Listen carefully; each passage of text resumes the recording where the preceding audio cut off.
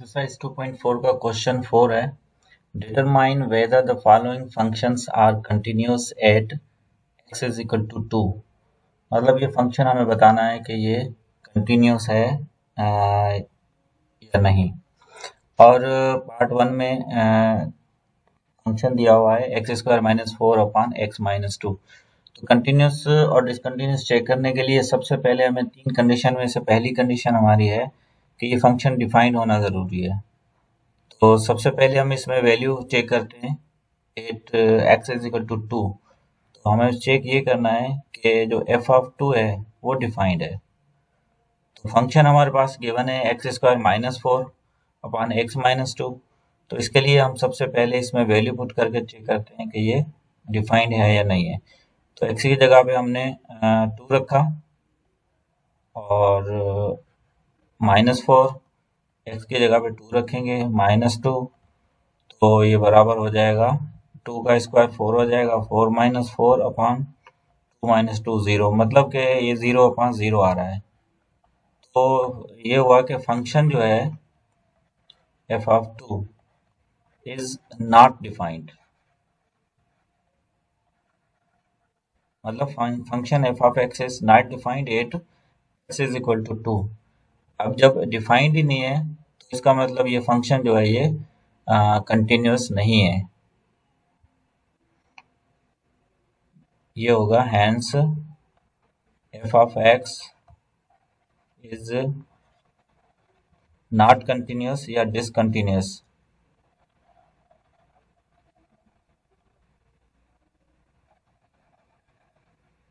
Discontinuous at x is equal to two, क्योंकि function defined ही नहीं करता है। तो ये हो गया इसका answer. Part two, g of x is equal to x square minus 4 upon x minus 2 when x is not equal to 2 and 3 when x is equal to 2। अब इसमें g of x फंक्शन दिया हुआ है और इसमें भी दो function है।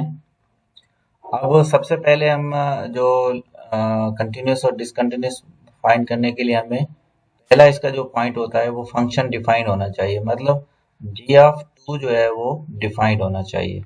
इसके लिए सबसे पहले आप देखें कि जी ऑफ टू के लिए कौन सा फंक्शन हम सेलेक्ट करेंगे। जो पॉइंट है वो x is equal to two है, मतलब x की वैल्यू टू है और वो फर्स्ट फंक्शन के अंदर लिखा हुआ है x is equal to not two. इसका मतलब हम सेकंड फंक्शन उठाएंगे जिसमें लिखा हुआ है x is equal to two. तो x is equal to two की जो वैल्यू है वो ऑलरेडी फिक्स है इसके अंदर, वो आ रही है थ्री। तो जब इसका मतलब है f of g of two की वैल्यू आ रही है थ्री, इसका मतलब ये हुआ कि फंक्शन जो है g ऑफ x फंक्शन जो है वो डिफाइंड है। इसका मतलब पहला जो पॉइंट है वो क्लियर है कि फंक्शन डिफाइंड है। उसके बाद नंबर टू पॉइंट है कि हमें लेफ्ट और राइट हैंड लिमिट चेक करनी है। तो सबसे पहले मैं लेता हूँ left hand limit. Left hand limit, left hand limit के लिए हम क्या करते हैं कि सबसे पहले लेते हैं limit x tends to two minus. अब सबसे पहले देखें ये फंक्शन जो दिया हुआ है यहाँ पे x square minus four upon x minus to. अगर मैं इसमें टू डायरेक्टली पुट करता हूँ तो ये आ जाएगा टू का स्क्वायर फोर हो जाएगा, फोर माइनस फोर जीरो आ रहा है और नीचे भी टू माइनस टू जीरो आ रहा है, मतलब अनडिफाइंड हो रहा है। तो इसको पहले थोड़ा सा हम डिफाइन करने के लिए हम सबसे पहले ऊपर वाले के फैक्टर निकाल लेते हैं। तो एक्स स्क्वायर माइनस फोर को मैं लिख लेता हूँ टू स्क्वायर। तो अब यहाँ पे फैक्टर जो इसके बन रहे हैं वो बन रहा है एक्स माइनस टू और एक्स प्लस टू। यहाँ पे फार्मूला अप्लाई हो रहा है कि ए स्क्वायर माइनस बी स्क्वायर, ए माइनस बी ए प्लस बी, और नीचे जो है वो डिनोमिनेटर में है एक्स माइनस टू। एक फैक्टर इसमें से कट जाएगा और बाकी बचेगा एक्स प्लस टू। इसका मतलब जो फंक्शन हम यहाँ पे अब लेंगे वो है आफ्टर सिंप्लीफिकेशन वो बचेगा एक्स प्लस टू।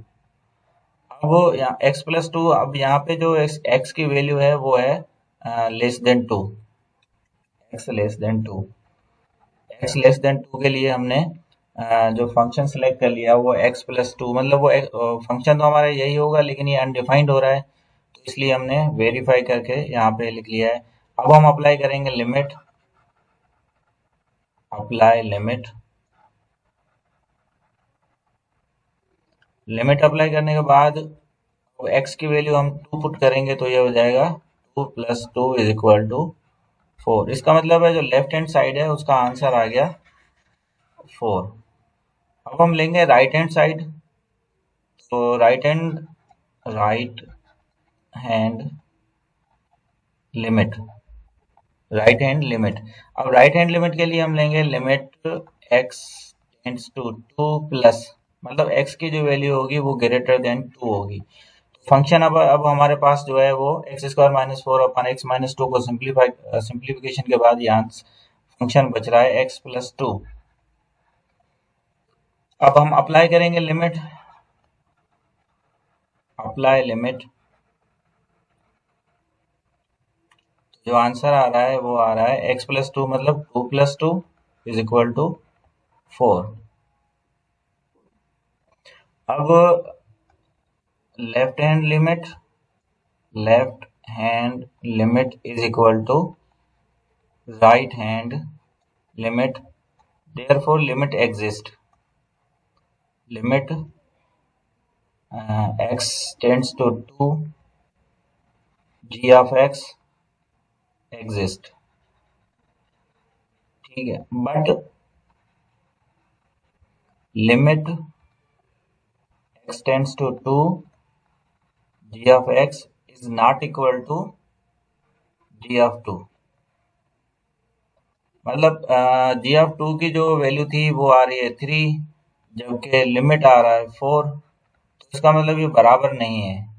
जब बराबर नहीं होते हैं तो इसका मतलब हुआ कि hence g of x is discontinuous function।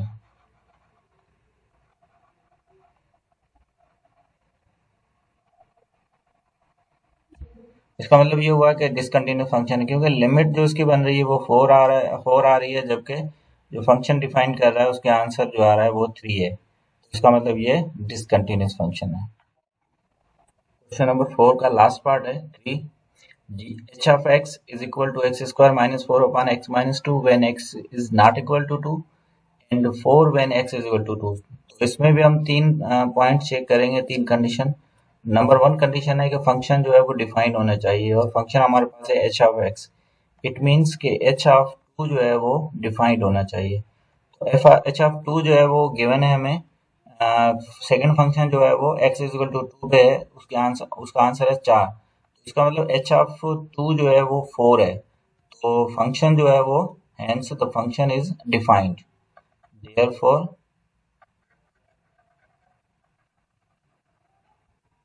Function is defined. मतलब पहला जो पॉइंट है वो क्लियर है। उसके बाद हम चेक करेंगे कि दूसरा जो पॉइंट है लिमिट एग्जिस्ट करती है या नहीं करती है। इसके लिए हम लेते हैं सबसे पहले left hand limit. Left hand limit सबसे पहले हम लिखते हैं limit x tends to 2 minus, और यहाँ पे x की जो वैल्यू होगी वो होगी लेस देन 2, और फंक्शन हमारे पास है x square minus four upon x minus to. अगर हम इसमें डायरेक्ट वैल्यू पुट करते हैं तो ये हो जाएगा एक्स टू का स्क्वायर 4 हो जाएगा, 4 माइनस फोर 0 हो रहा है, और अपान में भी डिनोमिनेटर भी इसका 2 माइनस टू 0 आ रहा है, मतलब इनडिटरमिनेट फॉर्म आ रही है। तो इसको हम सबसे पहले फैक्टर निकालेंगे। तो फैक्टर इस तरीके से निकलेंगे कि एक्स स्क्वायर माइनस टू 4 को लिखेंगे 2 स्क्वायर। तो अब यहाँ पे फार्मूला बन रहा है ए स्क्वायर माइनस बी स्क्वायर, और इसके दो फैक्टर होंगे ए माइनस बी ए प्लस बी। तो ये होगा एक्स माइनस टू और एक्स प्लस टू, और डिनोमिनेटर इसका है टू एक्स माइनस टू। तो एक्स माइनस टू से कैंसिल हो जाएगा, बाकी हमारे पास जो फंक्शन बचेगा वो बचेगा एक्स प्लस टू। तो इसका मतलब ये हुआ कि हम अभी जो लिमिट अप्लाई करेंगे वो सिर्फ एक्स प्लस टू पे करेंगे। तो एक्स प्लस टू पे जब हम लिमिट अप्लाई करेंगे तो ये हो जाएगा apply limit,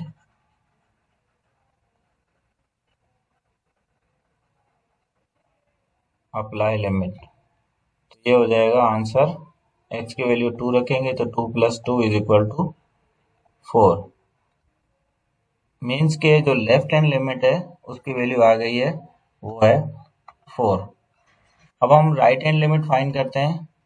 right hand limit के लिए सबसे पहले मैं लिखता हूँ राइट हैंड लिमिट, और फंक्शन हमारा वही है सेम, और फंक्शन उसी पे अनडिफाइंड हो रहा है।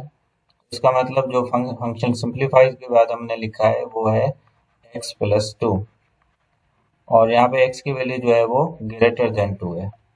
अब हमने यहाँ पे राइट हैंड लिमिट फाइंड करने के लिए अप्लाई करते हैं, अप्लाई लिमिट।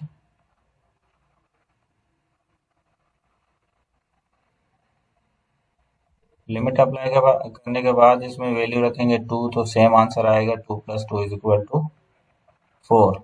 अब इसका मतलब ये हुआ कि left hand limit is equal to right hand limit, means limit exist, limit x tends to 2 h of x exist। Limit exist करती है, और लिमिट कितनी है? लिमिट है x tends to 2 h of x = 4। मतलब लिमिट एग्जिस्ट भी करती है और लिमिट है 4।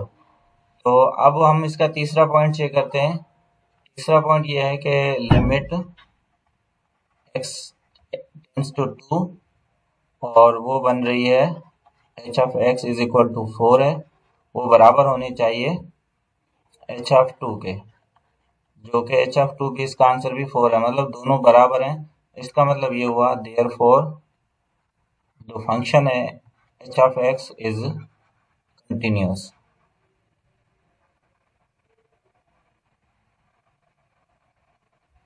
किस पॉइंट पे कंटिन्यूट है? 8x = 2, मतलब h of x जो फंक्शन है यहाँ पे वो कंटिन्यूअस है 8x = 2 पर।